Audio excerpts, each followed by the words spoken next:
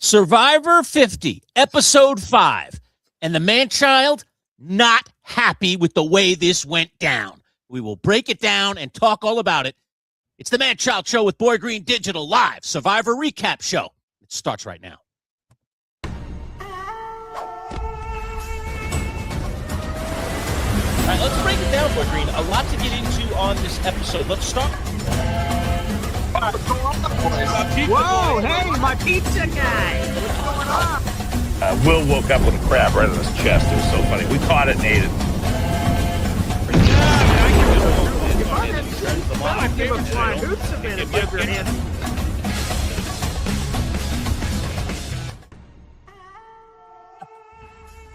Yeah, all right. Welcome aboard, everybody. It is Season 50, Episode 5 recap show, Manchild Show with Boy Green Digital. DP torches are lit, and we are ready to go, and I am lit as well. I am very angry. I said to the boys before we started the show, I was either going to come into the show very happy to see Rizzo go home with his dopey idol in his pocket, that arrogant little twink, or my boy Charlie, who I didn't draft, by the way, but I've been rooting for because that guy deserves it, man. He was robbed of $1 million during his season, and he deserved at least this small kernel of revenge to get out another player who clearly didn't, stick by his number one, so to speak. So anyway, he didn't get his revenge, and Rizzo wins again, and it makes me sick. Boy Green, good evening. How are you? Let's bring in Bret LaBelle, our Survivor insider, to break it all down and see how everybody's feeling. But I'm telling you, I'm PO'd tonight. So get ready for some angry man-child. Bret, how are you? I'm doing great, but I'm just as angry as you. I lost one of my guys. I mean, I was going to lose one of my guys because I had them both. You had both. You had both sides of that. I won it, yeah. And they had their little battle. And honestly, I thought last week it was a red herring thrown at us to try and get us excited, but it actually panned out. Yeah, Rizo versus Charlie, which was not going to be good for me either way. Hey, real quick, boys, what does it feel like? Because I'm not sure. My team's still perfect. So I haven't lost anyone. So I see blood is being spilled with you guys. I expected this from Manchild, Bret, obviously. Look at his history. But I had a much higher standard for you, Bret LaBelle. What the hell's going on here, man?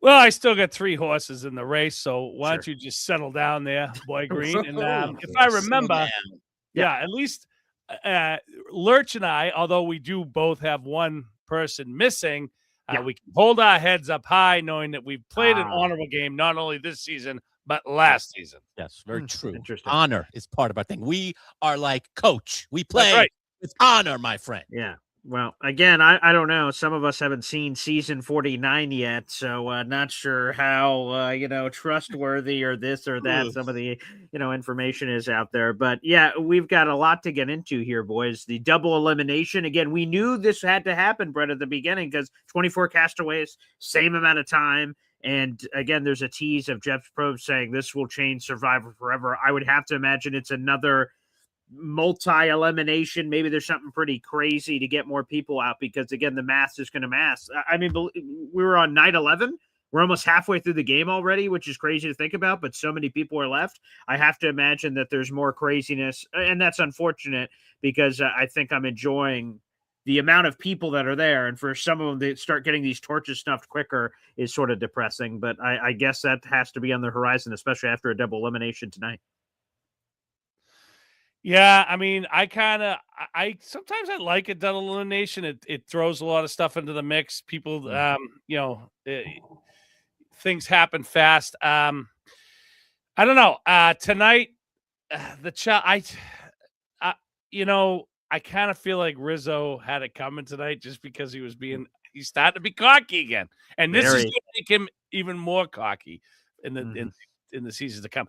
Charlie had a great point where, when you've never watched the season back, you don't understand that that other people have an idea of how the game's going, or they have their own story.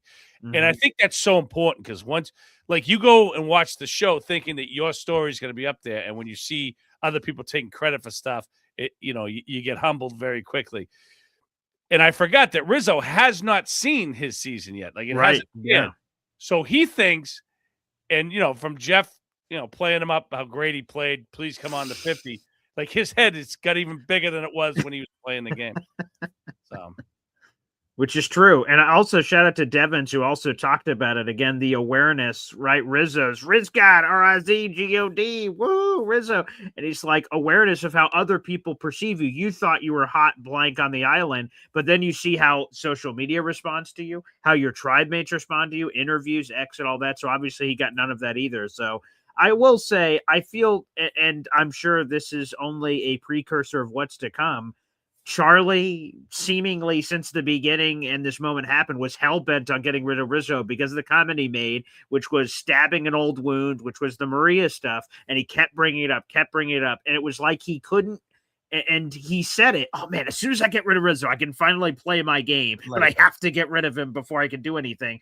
And obviously he never gets to, because he gets snuffed before he can ever continue that. So I think this won't be the first time, unfortunately, that demons from the past, your own personal story, are going to come back and haunt you on the island. And unfortunately, you took him, Bret, but I had Charlie very high on my fantasy draft list. I thought he was the sort of underrated name, right? There's a lot of big names on this island. I thought he was sort of an underrated name that I thought played a really good game, that maybe he'll sort of sneak under the radar. But again, the demons of yesterday, he couldn't get past, which is sort of sad.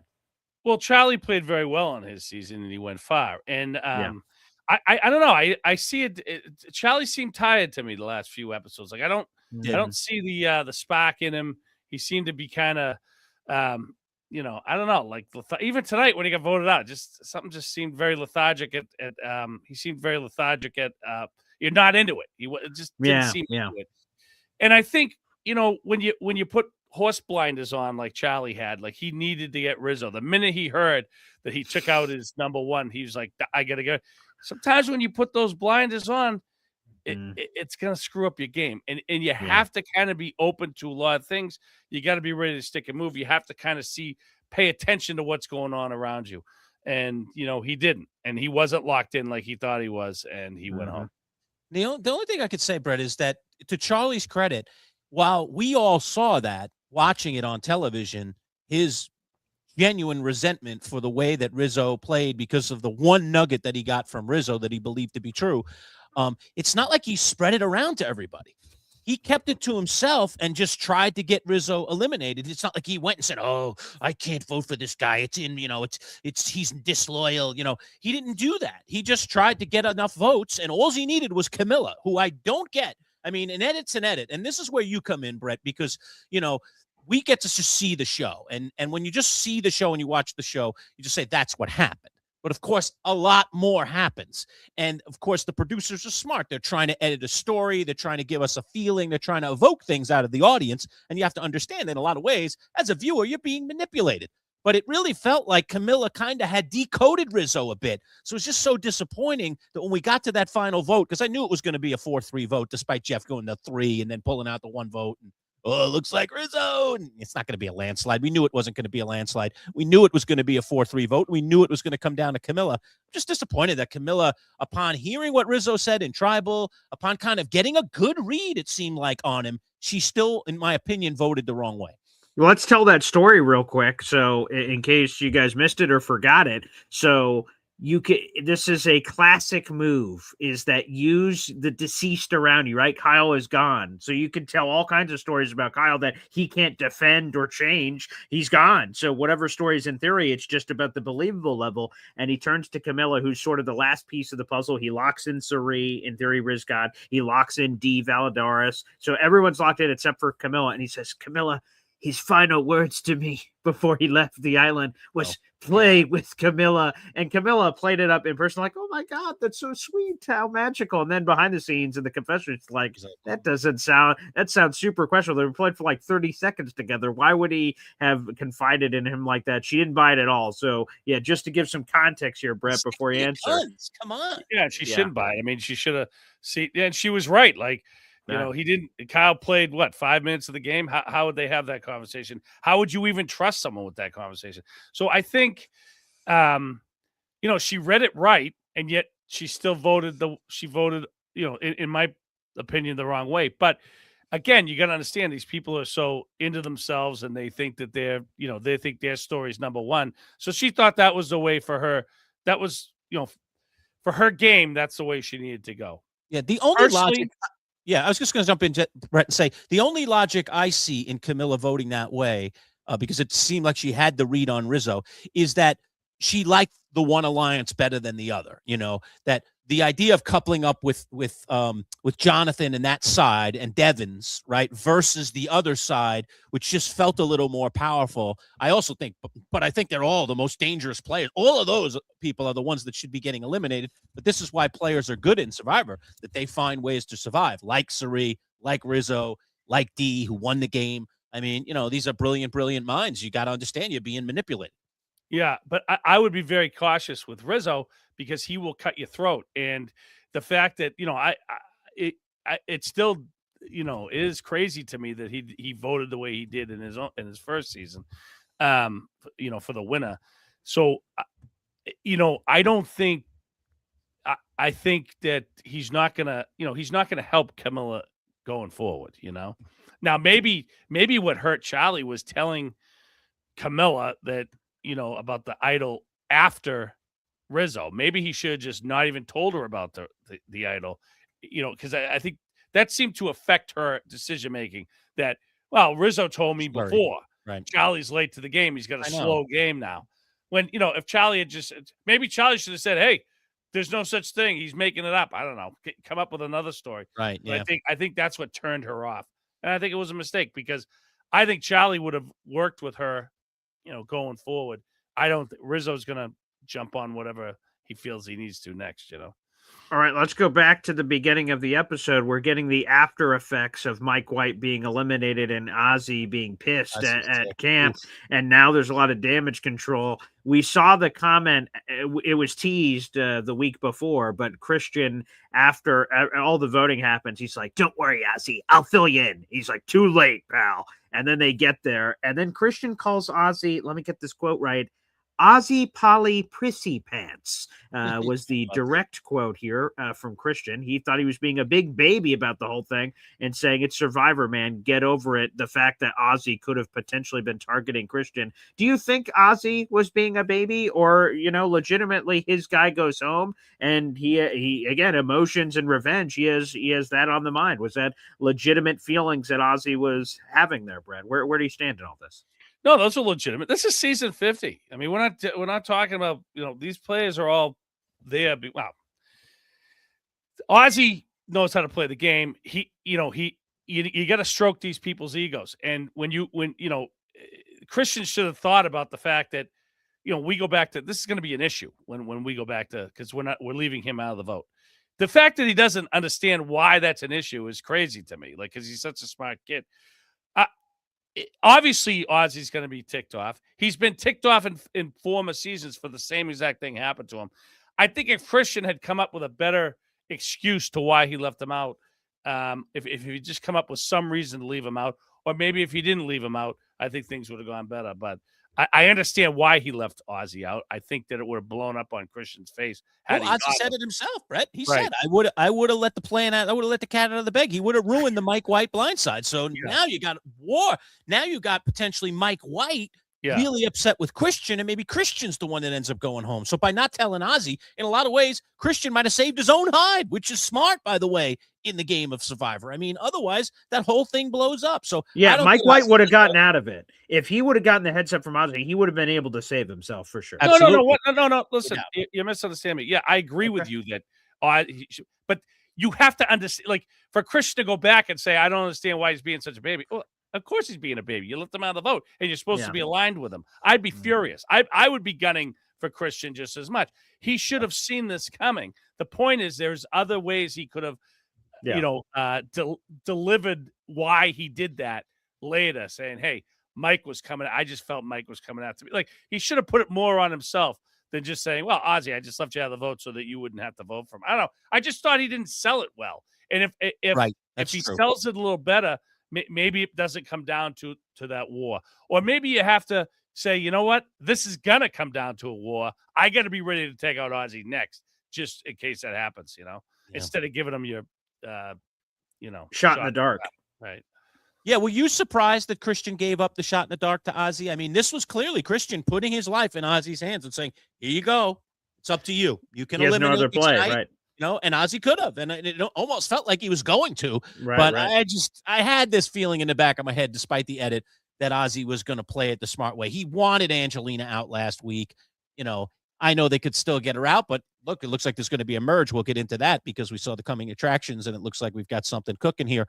But fact of the matter is that, Ozzy wanted Angelina out. So I'm glad that he went that way and didn't, allow the bad feelings, but certainly there's still going to be some bad blood between him and Christian going Yeah, forward. I mean, he definitely could have taken the shot in the dark, used it or whatever, and then burnt and voted him out, or whatever, or kept it and voted out Christian. I don't know. I think he can use that, right? If someone gives you their shot in the dark. I was going to ask you, like, yeah, what's the deal with that? Like, I don't know. There's first so of all, many like, can Ozzy give it back? How the heck does Ozzy work with 2 shot in the dark? Does he get 2 shots if he wanted to roll 2 die? I think if someone gives you the shot, you're good to go. I mean, I believe so. yeah. Yes. So I think he would have had 2 shots in the dark. And he does not have to give it back, Lurch. I'm fairly sure. It's just like an idol, right? If you say, hey, man, I want you to hold on to this for 1 tribal and then give it back. If you give it and you change possession as long as that's allowed and you read the fine print, they don't have to give it back. They could say, hey, sorry, man, you gave it to me. Screw you. So, yeah, I think there is some drama potentially. But it wouldn't be the dumbest thing in the world for Ozzy to give it back to him to, again, reassess that trust, even if that trust doesn't exist. Wouldn't be the worst idea in the world. No, I think that's what these two need to do, because I think that they can. I understand there's always going to be a little bit of a fuzzy thing, but I think that would be a nice gesture to have them. All right, look, we got a merge coming up. This is a good way for us to patch the thing on both of them. So we'll see. I don't know. It was funny, Angelina. I actually was enjoying her this season. I thought she had some really cool things to say at Tribal. So I was like, oh, no, she's going to be going home, because I thought she had some really interesting things to say at Tribal tonight. And that were really insightful. So, yeah, I thought she played a lot better, but it still didn't help her game, So, Brett, you've talked about casting, Brett. I almost never comment on casting. I thought, again, there are a few players that I just don't think belong, and I thought she was one of them. Personally, I don't know. I feel like there's roles for everybody, and Brett, feel free to comment on this, right? So, like, Q was chaotic and crazy, and while that wouldn't have been my choice, when I sort of looked at the whole set, I'm like, interesting. Like Angelina jacket negotiations, and there's sort of a wild factor. I don't think it's winners at war, the best players of all time, line them all up. A bunch of people are going to die. One person's going to win. Here we go.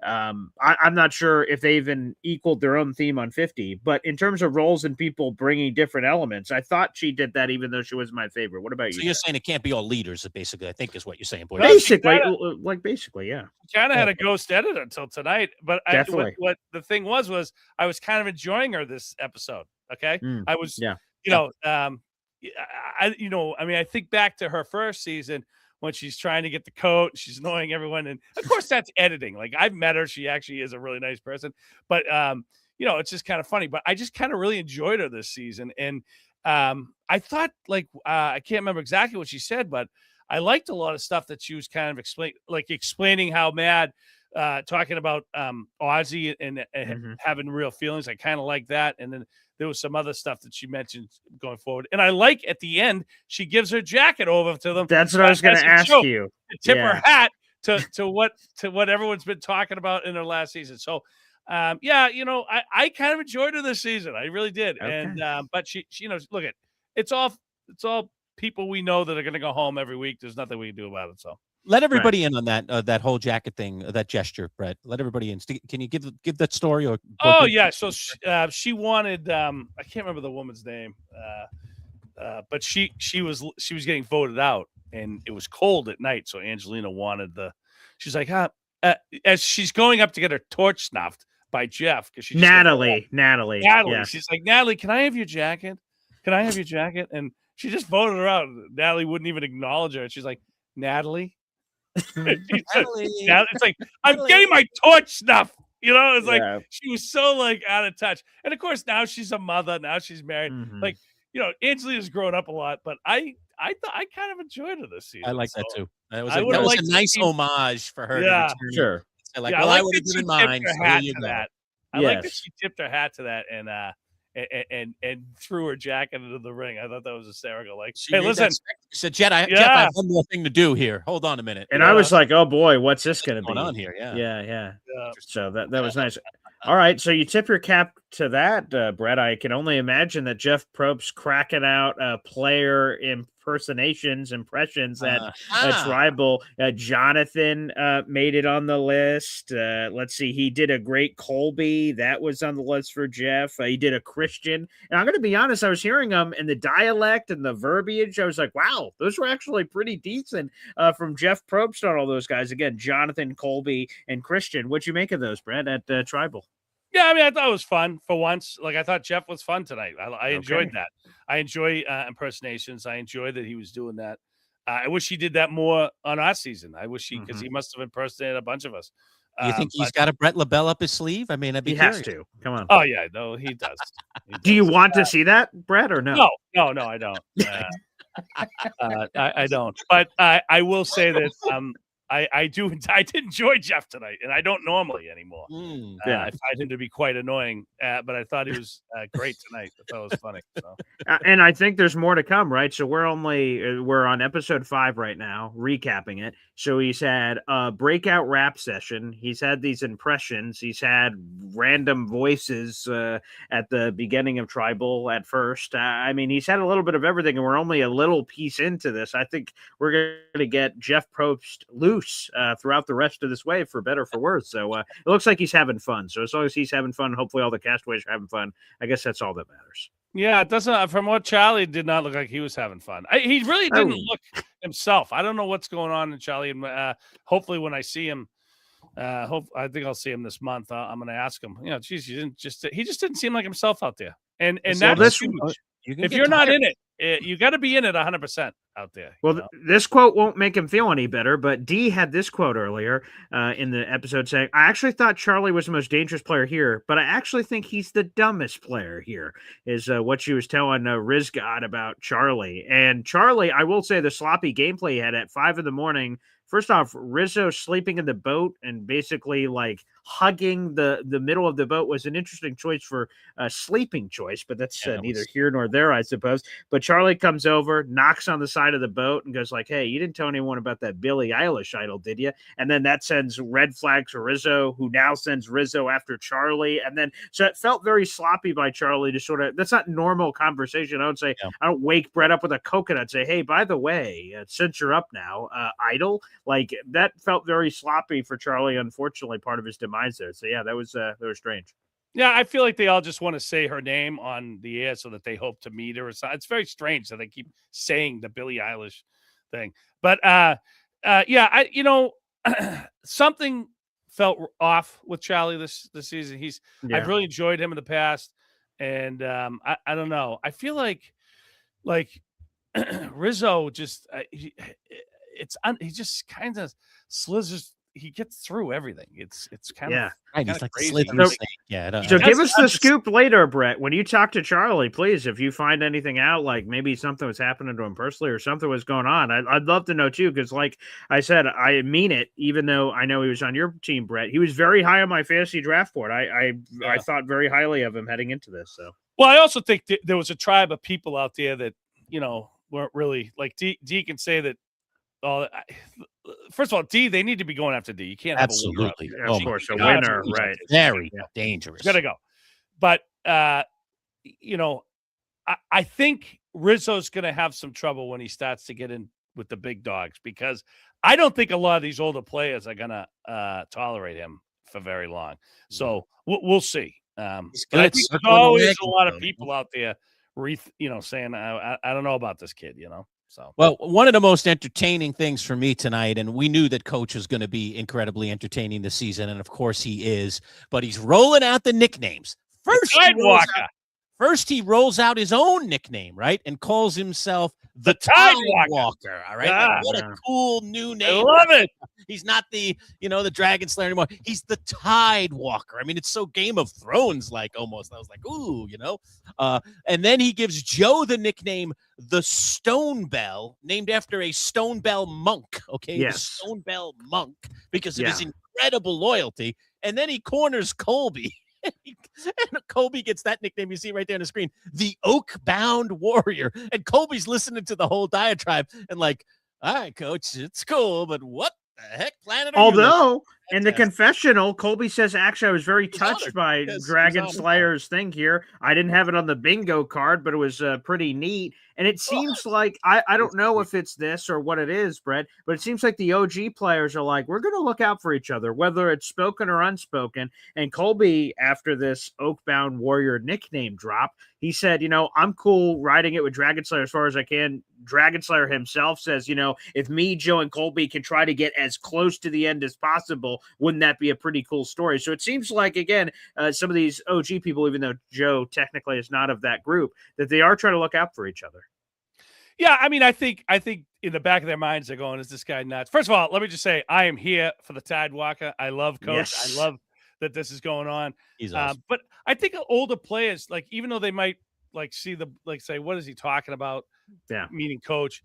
But I think they don't sweat the small stuff. They're like, whatever. I'm enjoying this guy. We're doing well. Let him knight me, and this is my name, whatever.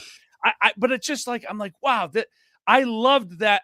Every time Coach is on, I love it. And this was perfect, giving himself a new nickname, identifying that he needs to kind of play. I love when he's like, Dragon Slayer, stay down, keep playing. Don't get cocky. I like that. I think that's really good. And I think we're seeing Coach is getting a lot of airtime. I'm really hoping this could be his season.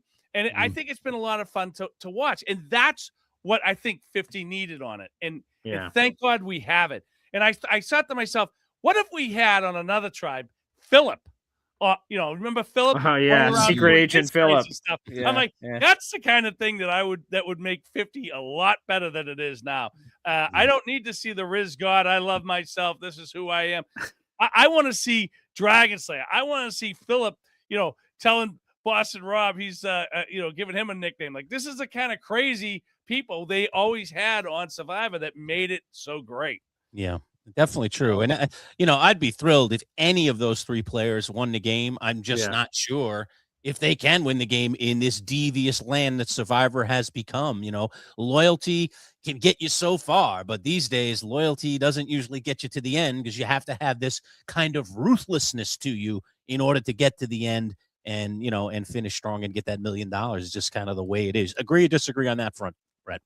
Yeah, I agree. I mean, I don't know. It really just depends if some old school people like Suri, Dragon Slayer, Colby. I mean, if they get deep into the game and they start to band together, and they can grab Jonathan and Joe, then they might actually be able to win it. But you just never know what's going to happen. And I think the merge is going to tell a lot, and then we'll get down to the nitty gritty.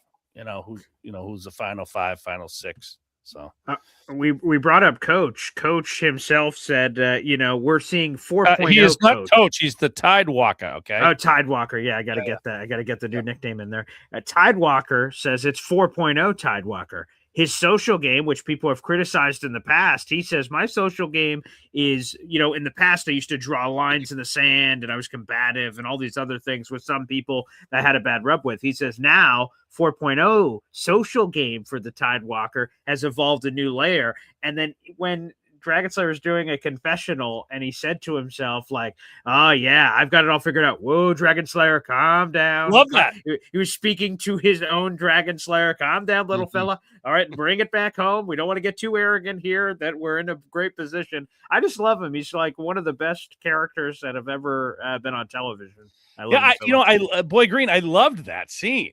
And I love that he's humble. And it just reiterates everything I've said for years on this program with you guys is, social game is so important. And for a guy who's played as many times as Coach to realize I need this social game, I got to be better at my social game. It shows that he's really evolved and he's really taking this season seriously. I'm really, really here for Tidewalker, and I hope he gets deep in this game. Derek the Cop back in the comments tonight, Brett, and I like this one. He says he thinks Sari is going to look out for Rizgod. She has taken a liking to him, and we did see that today. As a matter of fact, she gave away a little secret that she's got an extra vote that she got from Ozzy. So talk about that here, because that is an unlikely alignment, but one that seems to be lining up here. So you're talking about old schoolers getting together. Will Sari stick with Rizgod? Yeah, and let me just say, I don't know if she'll stick with him. What I would like to see is I would like to see her drag him with her to get her father in the game, and then see her cut him right at the knees and throw him out for her to move on to win the game. I love Sari. I think she's great. She's played so many times, and she really wants to win it. I want to see her win it too, as much as I want to see Coach win it. I don't look at Rizzo's hard to play with. There's a lot of feelings about him right now. I don't know if he's going to survive that. So we'll see. I will say this: I've beaten up Rizzo a lot in this episode. I actually, when you meet him he's really a good dude, but he is extremely cocky. So I think he understands the critique, and he understands talking crap about him. I will say it sort of goes both ways for me, because like I see him on Twitter and he does the RIZGOD stuff all the time, and he pokes people on purpose and trolls them and things of that nature. But he had some terrible first impressions. Sari's like, who's this nerdy whatever super fan kid? And she was very put off. Colby was obviously very put off. Who's this guy who's not doing any work around here? And then they had sort of these special moments. So Rizzo certainly deserves credit for overcoming first impressions. A lot of people don't. A lot of people have a bad first impression. They're voted out, that we never hear from them again. So I'll give the tip of the cap to your fantasy team there, Brett, that Rizzo does have an ability to sort of grow on people, whether it's Stockholm syndrome or he's able to genuinely have some magic quality that you're talking about when he's in person that's somewhat alluring or something, but he's able to sort of work people over eventually. So we'll see how far he goes. And let me add this, Brett, before you comment.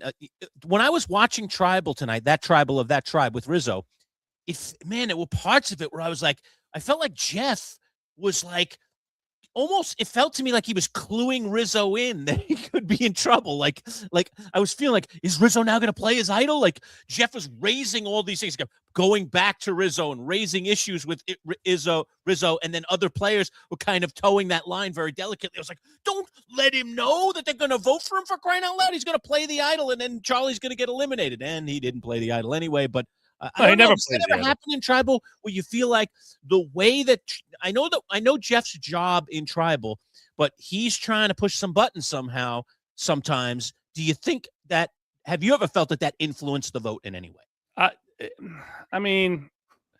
I think Jeff tries not to. I think it did seem like he was a little strong on Rizzo, and I think that's not good, because nobody knows who he is. And for Jeff to come out and almost like, build him up with the I don't know. I think that's why I think a lot of these older players, they're not gonna get Rizzo, and they're not even gonna trust to take him farther in the game. I think they're gonna kind of get a little hinky with him once they start to hear all these rumors and things Jeff said at Tribal Council, because that's all gonna come out at the merge. People are gonna tell everyone what Jeff said, so that stuff's all coming out. So I just think, I think Jeff could have hurt him with that, especially with the he's playing with the house money. Like, there's just a lot of stuff that he said there that's going to turn a lot of people off, especially older people. So I think Rizzo's days could be numbered, but we've said that so many times. And he didn't play the idol again. He knew it was coming down to him and Charlie, but he knew he had the votes. I think he just got lucky. Yeah, and I will say, I've heard Jeff sort of talk about this in the podcast. He says he tries not to get all the particulars, but going into Tribal, he has a general sense of who's in danger outside of a surprise. And then he sort of operates from that, which I find interesting. And then Rizzo, again, because he's playing with this line of like, everyone on the island hasn't seen how he plays and how much information he's volunteering. Like, he's like, I found an idol on my season. And I'm like, man, I would not be volunteering that kind of information. And again, Camilla was doing the math. I could see her over there sort of counting when Rizzo said, I played this many days after a 9-day break. And if you start doing the math, you could figure out how long he was on the island along with the days that are combined now. And I saw Camilla started doing that in her head. So again, Rizo, I think, has been a little too forthcoming with some of the information from the previous season. I'm not saying lie and just straight up lie about everything, because obviously he's on 50, so he had to have done something. You can't lie that hard, but I feel like he's being a little too voluntary with some of this information, and that could hurt him. It clearly didn't hurt him tonight, but that could be some foreshadowing for the future. Yeah, no, I agree with you. When he was telling them about the idols and not playing his idols, and I was like, what are you doing, dude? You're like, what are you doing? This is almost as bad as telling people you found an idol. Like, why are you doing that? So yeah, I don't think Rizzo's long for this game, but I thought that in the last season, so we'll see. Yeah. And he's got some powerful players right now in his corner in Sari and D, who are very, very shrewd, smart players. So that could really help him. Let me bounce on over to the challenge, fellas, and talk about tonight's challenge. Yes. You had the sandbags at the end, a very grueling challenge through the water, having to release those bags, carry them through the water. You could see how exhausted poor Joe was. What was going on there with Joe? Can we talk about that? Like, Joe, again, I get he's oldish. Like, I know he's not 25, but like, I was super surprised because in his season, he was a beast in challenges. And, it's Survivor and you're out on the island. I guess anything could happen. But even Charlie mentioned it, like, wow, I've never seen Joe, and I watched his season. Charlie was basically indicating, like, wow, I've never seen Joe so sluggish. He looked completely, their tribe ended up winning, so it doesn't matter, but he looked more sluggish than ever. Is that just sometimes you have bad days at the office, Brett, or what was going on there with Joe? No, he's probably sick. I mean, there's days that people get sick out there. I remember Chris Hammonds had a fever of there's an episode where we're doing a big water challenge, and we had to jump up, get the key, and come down. We were on different tribes at the time, but Chris had like 105 temperature, and he was out there playing the game, and he was very sick. He had an infection that was affecting everything, and they happened to hook him up to an IV later. But yeah, he was I mean, so he could have been sick. Like, people do get sick out there, and they have bad days, and that might have been what happens, so. And that was an amazing comeback by Tiffany, who whipped through those knots. That was really incredible, the way she was whipping around that bag.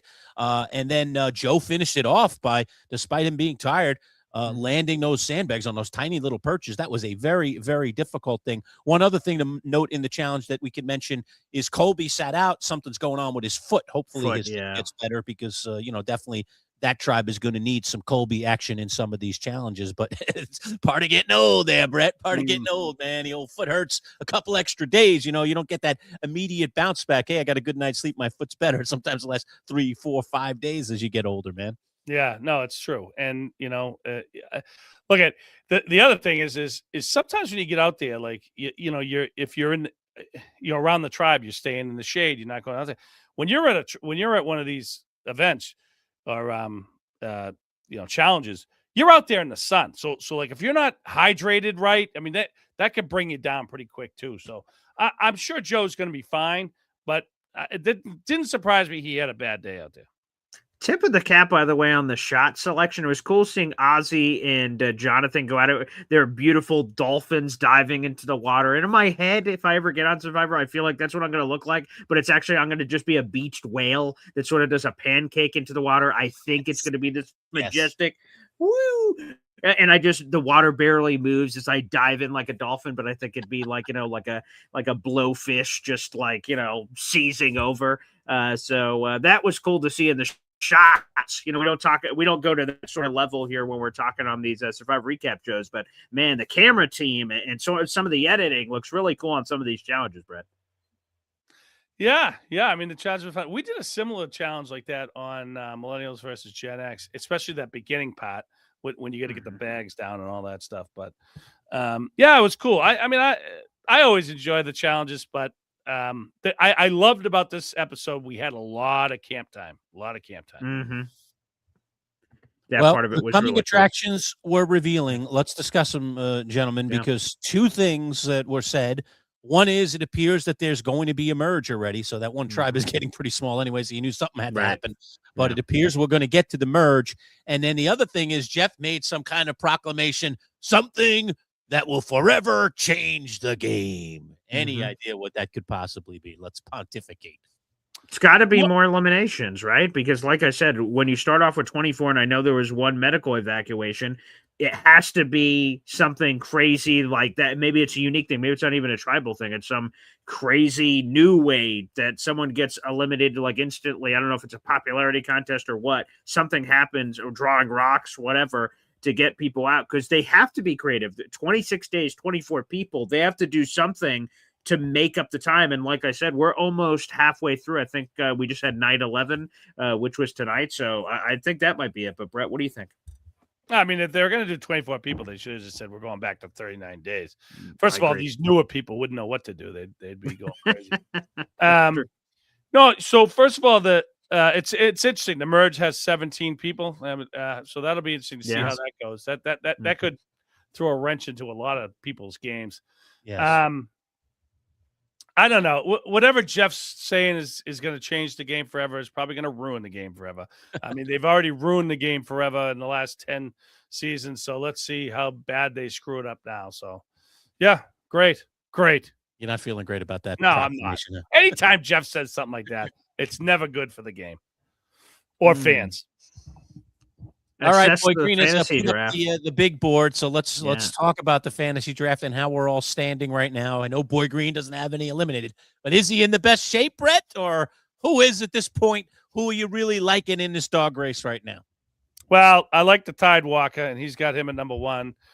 Rick Devin seems to be playing good, but if Rick starts going crazy, he could be in trouble. I don't see Sari getting voted out, and if they don't go for D, I think D's going to be his first hit. And if they don't go for D's battleship quick, she cannot get further in this game. She needs to go. Yeah, and I would just say for the people, you can't.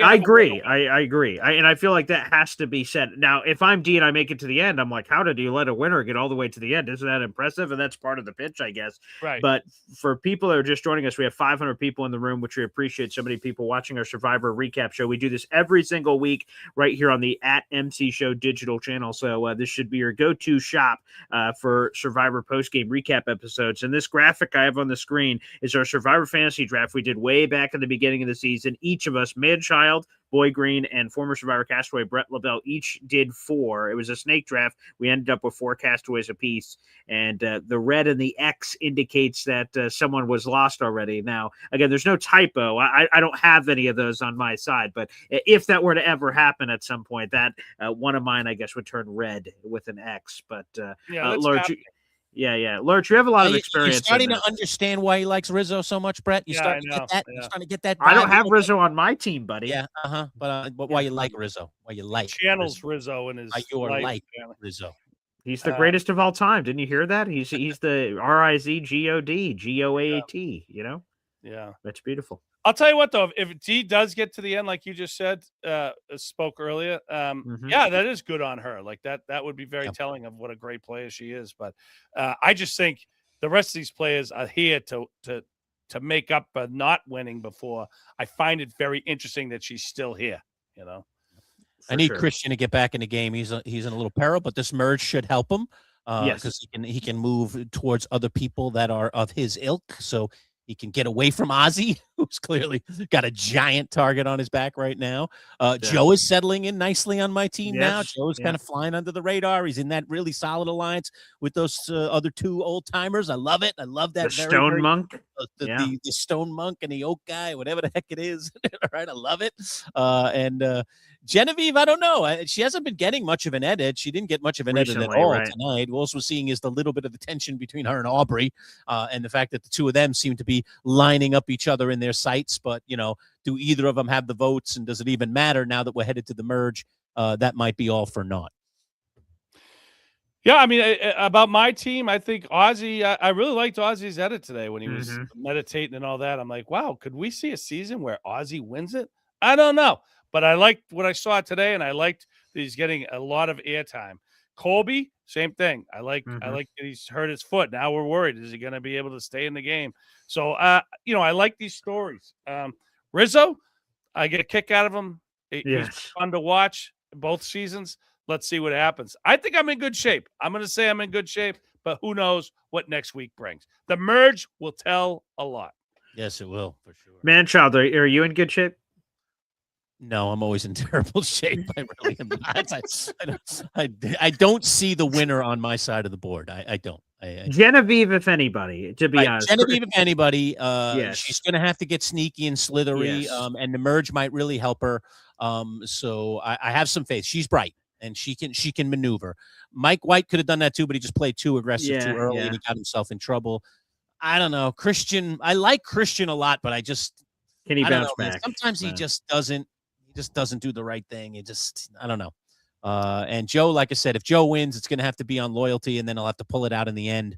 You know, if he can get in that alliance and hold the fort there, get that loyalty alliance close to the end, then he could possibly pull out, because he's certainly got his capable of winning challenges.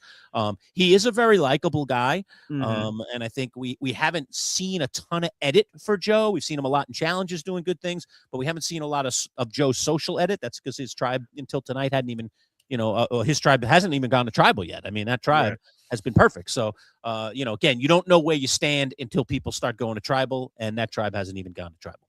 One of my favorite lines, by the way, I want to go back to this, is Genevieve and Aubrey are just laying on bamboo, and Aubrey turns to Genevieve, puts her hand on her leg, and goes, "Oh my God, we've survived 10 days together," dryly. And I just love that they hate each other, but they're like, you have to play this game. You can't just yell. I mean, I guess you could. We've seen that in past Survivor seasons where people just hate each other and at each other's throats the entire time, but fake playing nice with each other. I'm curious if they, as we get this potential merge that seems to be coming next week with 17 people, do they both collect armies and go after each other, sort of like Charlie and Rizo did? Charlie gets his guys, Rizo gets his guys and girls, and then they just sort of clash and see who makes it out. That'll be fascinating to see. Right. And I'm wrong, right? Joe did go to tribal once, right? In the original. He did, because there was a merge, right? Yes. There was, right. So Joe, reshuffling of the tribes, he actually has gone to tribal. Because remember, Joe and Devins had their beef, and we thought, oh, maybe that was going to be a clash, and you nearly lost Joe.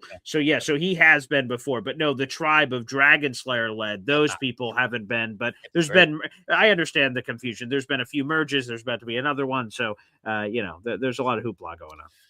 All right. So one thing, just what we were going over sir. Lurch was going over his team. Christian's got a new life now, so I don't think you need to be too worried about it. This merge could really help Christian get back in. And I'm worried reunite with Devins. Yeah, I'm worried about him and Ozzy going back and forth, but now I think he could be in good shape. And the Aubrey Genevieve, I find myself rooting for Aubrey, and it's interesting because I feel like she's a real underdog in this game, and maybe that's why I'm kind of rooting for her. But I mean, she's got a long way to go here to catch up. Let's see what happens after the merge. But I do enjoy that interaction between her and Jennifer. Very catty. Absolutely hysterical. And I wonder if the two of them realize how funny and how that is going to come off on the screen.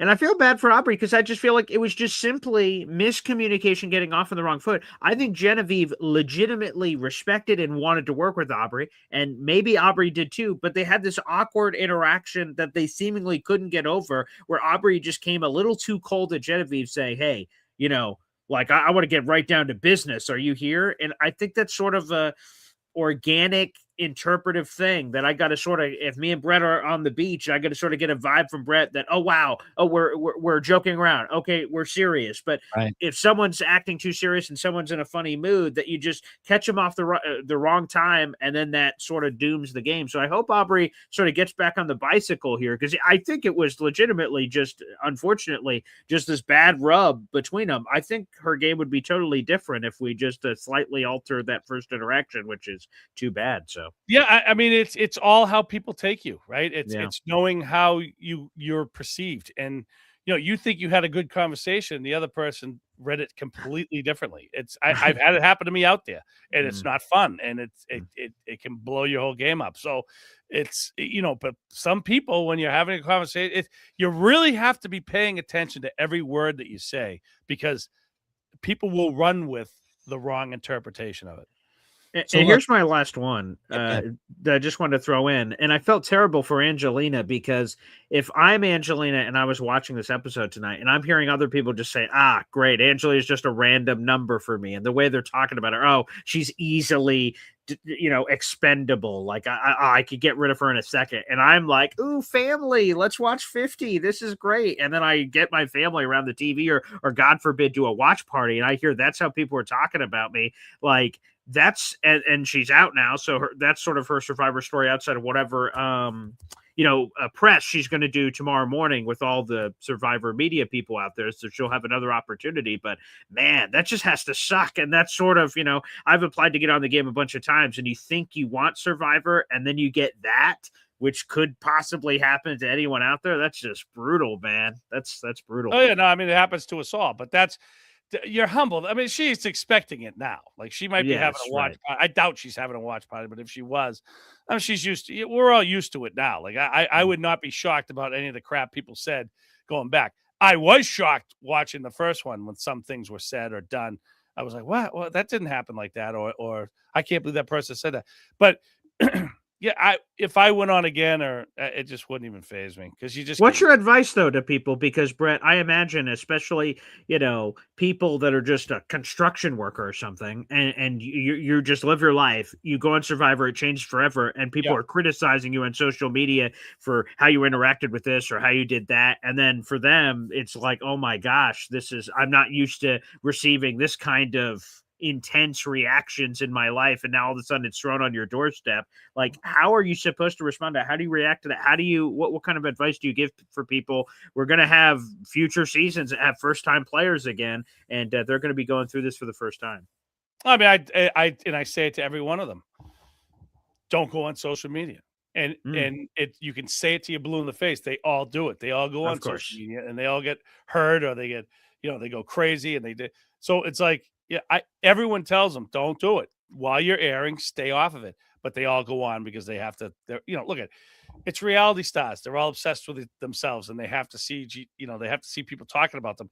And then once you get on there and you realize, wow, they're not saying the things I think they should be saying about me, it shocks the shit out of them. So and I think I think if you go into it, and this is what I would say to any future players: if I got a chance to talk to them before they actually went out, they're about to get on the plane, I'd say go out there and tell the story like you did everything.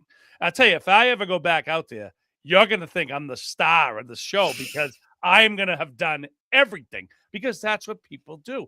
People who are smart or producers or worked in Hollywood know to go out there and take credit for everything, because that might be how they air it, or they might decide to air it that way, All right, before we get out of here, we're 5 episodes through season 50. I know we have our minor scrapes and issues with casting, but casting aside, Bret, how do you feel season 50 is 5 episodes in? Are we getting what we were hoping for here? I really liked this episode. We got a lot of the Tide Walker. I like a lot of his stuff going on. I enjoyed it. I enjoyed Angelina. I thought she had some really cool things to say at Tribal. I really did enjoy her this episode, in the season, rather. So, I've been enjoying it. And I thought this was a really good episode because we had a lot of stuff going on here. Weren't sure who was going to go home. There was a lot of infighting. And I that's why we watched Survivor. So I've been enjoying it. BG, is it living up to the hype? To me, it's been spectacular. There's been Dragon Slayer, Tide Walker. There's been his from cramping in the middle of the ocean to being saved by a medical boat. Jenna Lewis and nostalgia back at the beginning. Back for episode 1 of getting that, devastation of like Kyle injury and, feeling terrible for someone that went all the way out there. And then to have that happen is devastating. So there's just been cool highs and lows. And we're only 5 episodes in, and I'm seeing all these players I grew up watching. And so you sort of combine all those things. To me, I haven't come away from an episode yet go, oh, wow, that episode sucked. I haven't felt that way about any of them. I've been excited when it's a Wednesday morning. I wake up, there's Survivor tonight. Oh, cool. I'm going to talk to Bret and Manchild about whatever the hell just happened. So I've been incredibly titillated by this season. Very good. Titillated. Right. Go ahead, Lurch. Titillated. Follow that, titillated? Titillated, I don't know if I'd say that, but I so far so good. I always enjoy seeing returning players in any season. It's just always fun when you know the characters better. Right. Already. Right. When they have a history and they either have to rewrite their history or they have to continue their history or they have to evolve in some way. And certainly we're seeing that with some of these players. I've talked about it in our prior episodes. I'm loving the evolution of Colby and how he's come out and really come to play, who we all knew we were going to get an A effort from coach, and we're getting it. He's a little flabbier. He's a little bit older, but it's still coach. Humble. He's a little humble. I love humbler, perhaps. I love him. I love him. But he's just a gem. He's great television. The whole, Eastern thing that he's rolling out from time to time, the nicknames. It just is fun. You can't not think that that's fun in some way. I think so far for me, it's living up to the hype, but I want to see how this thing ends. I want to see how this thing evolves now. We'll get into a merge with a massive amount of people. How's this all gonna come together? It's gonna be a crazy ride for the next. But just to really reiterate is the coach and the Colby and the Sari, like that's the kind of stuff that it's good because it throws you back to old Survivor, their early days, and I really think they needed that for 50, and they brought it. So far, there's a few other people I would have thrown in. Russell Hantz walking out of the woods would have been fantastic, but other than that, I think it's great. I am excited to see 17 merge. I think it's gonna be people are gonna be scrambling next week. I really believe that. Scramble City, huh? Scramble City. It looked that way. We got that one cut of 17 people all reading something and then breaking off into the jungle. So that's always fun for all the camera people as they're running around. So it's terrific. For anybody that's in the room tonight that's not already a subscriber, this is how you subscribe to our channel. Go to youtube.com/@MC Show Digital. You have to be on that page and then just hit subscribe. It's absolutely free. You become part of our growing family. Bret, we got a special show coming up. You might dig this. You know, we do the crazy sports content, and that's kind of where we butter our bread. This Survivor thing has always been kind of an outside the box thing for us. But this coming Friday, I don't know if you know this about me, Bret, but I used to be a musician. I used to play bass guitar. I used to go out and gig and played all kinds of things. I was a musician for about, I don't know, somewhere between 10 and 15 years. I don't know. I can't count the years anymore. Probably around 15 years. And one of my old bandmates who's been in the game from all the way back when I was a teenager and we were in a band together to now, he's still a musician these days. Nick Lamangino from good old Long Island. He used to know me in Queens Village, New York, in the neighborhood we grew up in. He's going to be joining us on Friday at 10 o'clock in the morning. We're going to do a live show. We're just going to play some music, talk about the old days, talk about bands, take requests from people in the comments. So if you love music and you just want to kind of reminisce about the old days, we're going to do a fun show. We're bringing our one of our SU insider who's musically connected, Neil Adler. He's a good dude. We're always talking music with Neil. It always comes up almost in every Syracuse discussion that we have with him about Syracuse basketball. He's talking about, Duran or some other music band that he loves and the old band days. So I said, all right, I'm going to do this. I'm going to put this together. And so I got one of my old bandmates, and he's going to hook up an amplifier, have a few guitars on the ready, and we're just going to have some fun on a Friday morning from 10 to whenever the heck it goes. So anybody out there that wants to join us, a little outside the box show, Manchild show with Boy Green Digital, join us for the live show at 10 o'clock on Friday morning. Well, Lurch, I'm going to join in because that just sounds titillating, and it sounds like something that I'd really enjoy. And I'm going to tell you something right now. What kind of music is it, Lurch, that you used to play? Rock and roll. I love it. I love it. You play any like Motley Crue or some? There you go. When we first started, we were heavy metal, so we played a lot of stuff. I don't think we ever played any Crue songs, but we did play a lot of metal. We played a lot of Ozzy. I love Ozzy. Come on, some Aerosmith, anything? Aerosmith, sure, yeah. Band right there. I think if Nick, who's going to be on with us on Friday, if you could compare him to anyone, I would compare him to someone like Steven Tyler. He's like Steven Tyler, and he can play guitar. He has kind of that style of voice. He has that kind of style to him. Nick has had his hair down in the middle of his back since he was a teenager and has never cut it. He's just one of those dudes. He's a cool dude. So we did that kind of stuff. That's where we started. The original band's name, Bret, was called King's Ransom, and it was kind of a heavy metal band. I like that. And then we evolved. King's Ransom lost a member. It was a weird little transition, and we became Northern Lights. albeit for the Aurora Borealis of all things. Yeah, great. Yeah. Nick is the one that came up with the name. We'll talk about the evolution of that name and how he came up with it on Friday. And then we got into like more of a commercial rock world, commercial stuff. So we did Journey and Foreigner when they would did. Okay. We had a girl singer. We got a girl singer incorporated into the band. We did Pat Benatar when she was in her heyday. Oh, We nice. were playing all the Pat Benatar hits. Hell is for Children, Promises in the Dark. Hit me with your best shot. We were doing all those tunes. We were pretty diverse. I played the drums in high school, so I was in a band also. Wow. Yeah. Huh? And that's how we played. We played all the old rock and Ozzy and crazy. Bring the drums on Friday, Brett. Bring the drums. Right. So I'm going to tune into that. That sounds like a lot of fun. It'll be fun. It's going to be a fun little Friday wadire through the world of music. I don't know where the heck it's going, but I said, Nick, why don't you come on with us? Let's do this. And it was all inspired by this guy on Boy Green's morning show. He does a morning show called Boy Green Daily, which is all about the Jets. As you know, he's a Jet nut. And one of his regular callers is this guy, EZ. And EZ was just, how did he even get the guitar in his hand, Boy Green? Because I tuned in a little late, but I tuned into his live show in the morning, and this EZ guy suddenly got his guitar on it. I was like, whoa, they got a musician here. And he doesn't play a lot, but he had a nice axe, and he hooked it up to an amplifier, and he just started playing some like chords and stuff. And I was like, this is okay, but we got to bring somebody on that really, really, really can play and really have some fun. So that was the inspiration behind this whole thing. Yeah, I just take random callers on my sports show, and I can only see these little boxes. I don't know exactly what they're doing, wherever they are in their kitchen or this or that. And I just randomly called on EZ, and he had a guitar in his hand. And when I brought him up, I'm like, whoa. And he just starts ripping it. I'm like, oh, geez, okay. All right, we've got a random concert going on here. Or Hep, he's another one who calls in. He's just playing guitar, coming in. I'm like, all right, let's hear some songs, I guess. So I sort of just go with the flow. Yeah. People like music. Boy Green has a little thing in his intro to his show with this guy Hep who wrote a song based on the show. Right? Is the song called Boy Green Daily? I don't know. It is.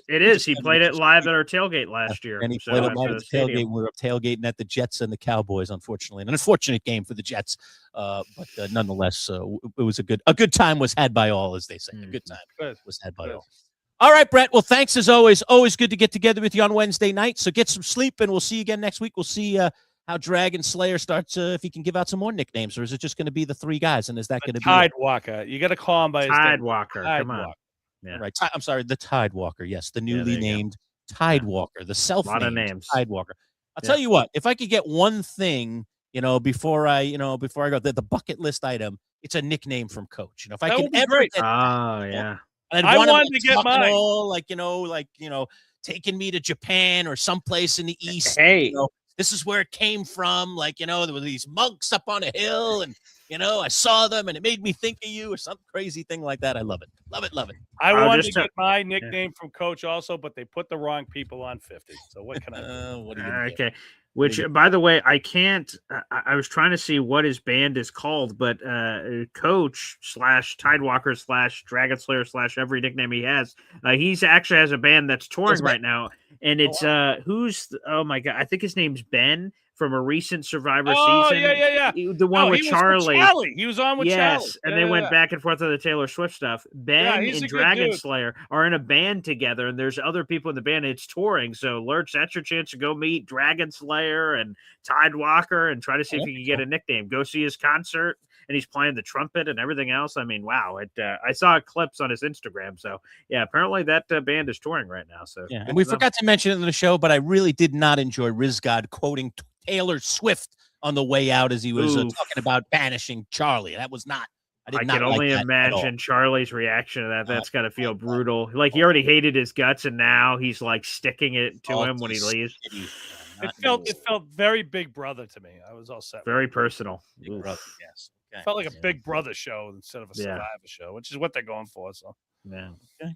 Everybody, thanks so much for being in the room with us tonight. We do appreciate it. We'll be back again, same bat time, same bat channel next week for episode 6, season 50. Everybody, peace out. Take care.